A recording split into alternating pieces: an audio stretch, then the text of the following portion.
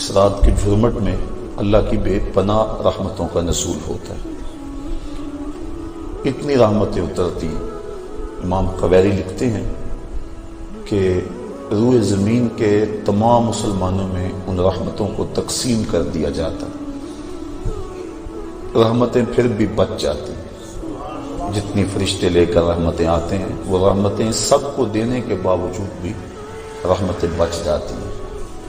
پھر وہ رحمتیں دارالحرب میں رہنے والے کافروں میں بانٹی جاتی ہیں، اور جس جس کافر کو اس رحمت سے حصہ ملتا ہے اللہ اسے اسلام عطا فرما دیتا ہے۔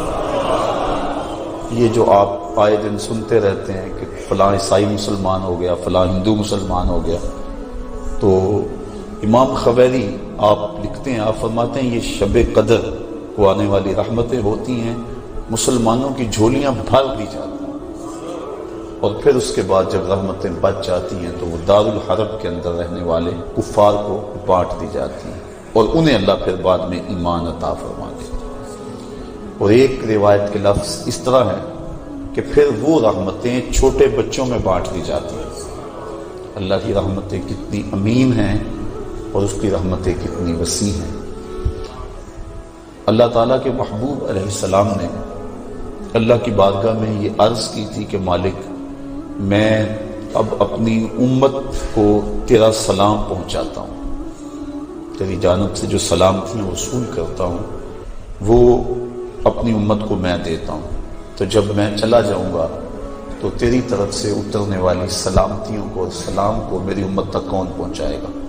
تو اللہ تعالیٰ نے سورۃ القدر نازل کی، جس میں فرمایا سلام محبوب فکر نہ کر، فرشتوں کی ڈیوٹی لگا دی ہے، وہ قیامت تک تیری امت پر سلامتیاں نازل کرتے رہے۔ تو اس رات کے جرمٹ میں بے پناہ برکت ہے۔ ویسے تو حدیث شریف میں آتا ہے کہ اس کو طاق راتوں میں، آخری عشرے کی طاق راتوں میں تلاش کرو، لیکن حضرت ابی بن کعب رضی اللہ تعالیٰ عنہ قسم کھایا کرتے تھے کہ مجھ سے قسم لے لو کہ شب قدر جو ہے وہ 27ویں کی رات ہے۔ حضرت بایزید بستامی فرماتے ہیں میں زندگی میں 2 مرتبہ شب قدر کو پایا ہے، اور دونوں مرتبہ 27ویں شب کو ہی پایا ہے۔ حضرت ابو الحسن ایک بزرگ ہیں، وہ کہتے ہیں جب سے میں نے ہوش سنبھلی ہے اس وقت سے لے کر اب تک ہر سال میں شب قدر کو پاتا ہوں، اور میرا تجربہ یہ ہے کہ اگر پہلا روزہ پیر کا ہو تو شب قدر 21 تاریخ کو ہوتی ہے، اور اگر پہلا روزہ جمعرات کا ہو تو شب قدر 25 تاریخ کو ہوتی ہے، اور اگر پہلا روزہ جمعے یا منگل کا ہو تو شب قدر 27 کو ہوتی ہے، اور اگر پہلا روزہ جو ہے وہ اتوار یا بدھ کا ہو تو شب قدر 29۔ اس کی رحمتیں بازو پھیلائے آواز دیتی ہیں بندے کو کہ کوئی ہے بخشش مانگنے والا، کوئی ہے رزق مانگنے والا، کوئی ہے سوال کرنے والا، میں اس کی جھولی میں بھرا ہوں۔ ہم تو مائل بکرم ہیں، کوئی سائل ہی نہیں، راہ دکھلائیں کسے، کوئی راہ روے منزل ہی نہیں۔ صرف 4 اشخاص ہیں جو اس رات محروم رہتے ہیں۔ ایک عادی شرابی، شراب کا رسیہ، دوسرا والدین کا نافرمان، تیسرا قاطع الرحم، خون کے رشتوں کو توڑنے والا، اور چوتھا وہ شخص جو سخت دشمنی رکھنے والا۔ اور سخت دشمنی اس کو کہتے ہیں جو 3 دن سے زائد ہو، کیونکہ مومن جب ایک دوسرے سے ناراض ہو جاتے ہیں تو 3 دن سے زیادہ ناراض نہیں رہتے، تو جو 3 دن سے زیادہ ناراض ہیں ان کو سخت دشمنی رکھنے والا کہا جاتا ہے۔ تو اس رات کی جرمٹ میں، اس رات کے حسین لمحوں کے اندر یہ 4 بندے اللہ کی رحمتوں سے محروم رہ جاتے ہیں۔ اگر توبہ کر لیں تو اللہ تعالیٰ جل شانہ اس رات کا حصہ ان کو بھی عطا فرما دے گا۔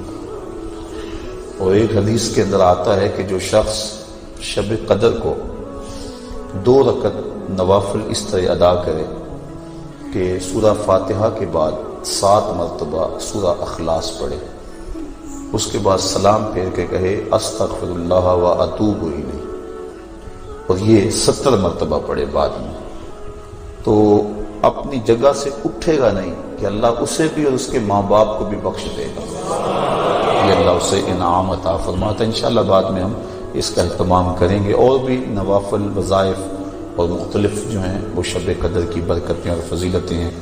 سورہ تکاثر اور اس کے بعد سورہ اخلاص پڑھنے کا حکم ہے، اور وہ 4 رکعتیں ہیں، 70 مرتبہ پڑھی جائیں۔ دیگر مختلف جو ہیں وہ علماء نے اپنے اپنے تجربات اور ان کو جو روایات ملی ہیں وہ امت تک منتقل کی ہیں۔ تو یہ رات اپنے دامن میں اس اعتبار سے بہت ساری رحمتیں لیے ہوئے ہمارے ہاں جلوہ گر ہے۔ اللہ تعالیٰ اس رات کی برکتیں ہم سب کو نصیب فرمائیں۔ اس کو توبہ و انابت کی رات بھی کہا جاتا ہے۔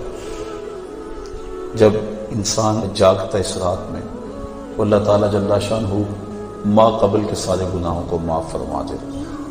وہ فرمایا کہ من قام لیلۃ الصیام، لیلۃ القدر اس سے مراد ہے، ایمانا و احتسابا غفر لہ ما تقدم من ذنبہ، جس نے لیلۃ القدر کو قیام کیا اللہ تعالیٰ اس کے پچھلے سارے گناہوں کو معاف فرما دے۔ ایمانا و احتسابا، 2 شرطیں، ایک ایمان کی حالت میں اور دوسرا اپنے نفس کا محاسبہ کر رہا، کیونکہ اپنے نفس کو محاسبے میں رکھنا چاہیے، اس کو بے لگام نہیں ہونے دینا چاہیے۔ جو پڑھ رہے ہیں کہہ رہے ہیں اس پر مانن استہزاء موجود ہو، اور ہم اگر توبہ کریں، رجوع لائیں اس کے حضور، تو وہ صرف زبان سے نہ ہو بلکہ ہمارے دل کی اتھاہ گہرائیوں سے۔ فرمایا کہ التائب من الذنب کمن لا ذنب له والمستغفر من الذنب وهو مقیم علیہ کالمستہزئ بربہ، جو گناہوں سے توبہ کرتا ہے وہ تو ایسا ہے جس طرح اس نے گناہ کیا ہوئے، اور جو توبہ کرتا ہے استغفار بار بار پڑھتا ہے، استغفر اللہ کہتا ہے، لیکن وہ گناہوں کو چھوڑنے کا ارادہ نہیں پاتا اپنے اندر، جمع ہوا ہے گناہوں پر۔ کہا کل مستہزئ بربہ، وہ اپنے رب سے مذاق کرنے والا ہے کہ جس پر استغفار کر رہا ہے اس کو تو چھوڑ ہی نہیں رہا، اس کا تو ارادہ ہی نہیں کر رہا کہ میں نے اس کو چھوڑنا ہے، تو وہ تمسخر کرنے والا کہلاتا ہے۔ تو جو ہم دعا مانگتے ہیں، جو ہم کہتے ہیں، مانن اس کا استحضار ہونا چاہیے، اور جو ہم اللہ سے وعدہ کرتے ہیں اس وعدہ کو پورا کرنے کی کوشش کرنی چاہیے۔ اللہ تعالیٰ کریم ہے۔ حضرت عائشہ صدیقہ رضی اللہ تعالیٰ عنہ فرماتی، میں نے حضور سے عرض کی، ترمذی اور ابن ماجہ کی روایت ہے کہ جب میں شب قدر کو پا لوں تو میں اللہ سے کیا مانگوں؟ تو حضور نے جو دعا تعلیم دی وہ یہ تھی کہ اللہ کی بارگاہ میں پھر عرض کرنا کہ اللہم انک عفو کریم تحب العفو فاعف عنی، اے اللہ تو معاف کرنے والا ہے، کرم فرمانے والا ہے اور معافی کو پسند کرتا ہے، مجھ سے درگزر فرما لے۔ تو یعنی اس خاص لمحے کے اندر اگر اللہ سے کچھ مانگنا ہے، جب شب قدر کو پا لیں، وہ لمحے آ جائیں، جب جبریل مصافحہ کر رہے ہیں، جب بدن کے رونگٹے کھڑے ہو جائیں، رقت طاری ہو جائے، وہ کیفیت بن جائے کہ دل کہے، وجدان ادراک کرے کہ یہی لیلۃ القدر ہے، یہی وہ لمحے ہیں، اور یہ جو میرے اوپر کیفیت ہے یہ مصافحہ جبریل ہے۔ جب یہ کیفیت مل جائے تو اس وقت اہم وقت کیا مانگے؟ تو کہا اہم وقت یہ مانگے اے اللہ مجھے معاف کر دے۔ تو یہ اہم دعا ہے مومن کی، جس کو تعلیم دیا گیا شب قدر کے حوالے سے۔ آگے پیچھے بھی اللہ کی بارگاہ میں یہ دعا مانگنی چاہیے۔ اگر انسان کے توبہ سے گناہ مٹ جاتے ہیں، استغفار پڑھنے سے، عفو و کرم کا مطالبہ کرنے سے، اور اگر گناہ نہ بھی ہوں تو اللہ تعالیٰ درجے بلند فرما دیتا ہے۔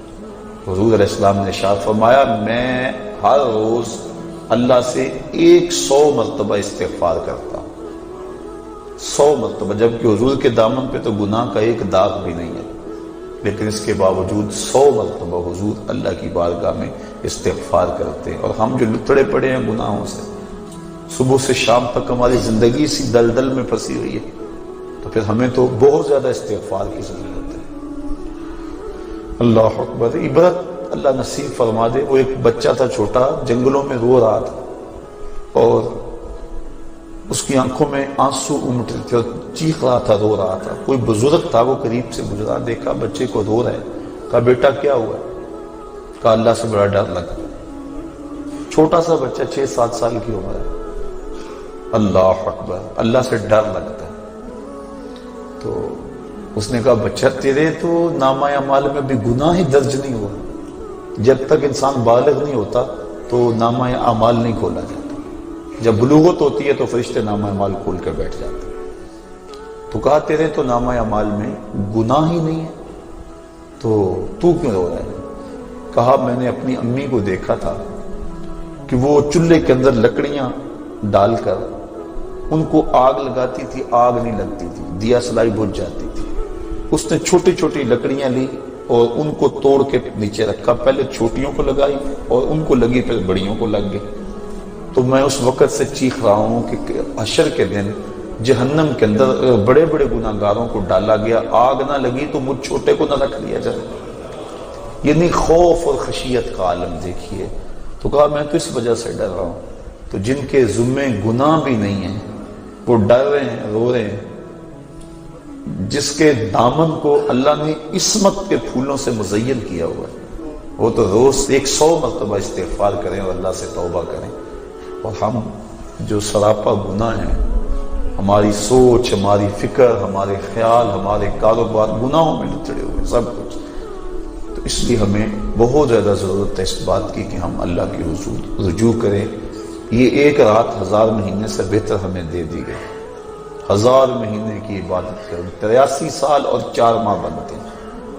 اتنی دیر قیام میں کھڑے رہو، رکوع اور سجدے میں کھڑے رہو، اور ایک رات عبادت میں گزار لو. اور ایک روایت میں پڑھا جو اس رات میں اللہ اکبر جتنی دیر میں بکری کا دودھ دھویا جاتا ہے، کتنی دیر لگتی ہے بکری کا دودھ دھوتے ہوئے، اتنی دیر قیام کیا، کھڑا رہا عبادت میں، نماز میں. جتنی دیر میں بکری کا دودھ دھویا جاتا ہے اللہ تعالیٰ اس کی مغفرت اور بخشش فرما دیتا ہے اور اس کو پوری لیلۃ القدر کی فضیلت عطا کر دے. جس نے اتنا قیام کیا جتنا بکری کا دودھ دھوتے ہوئے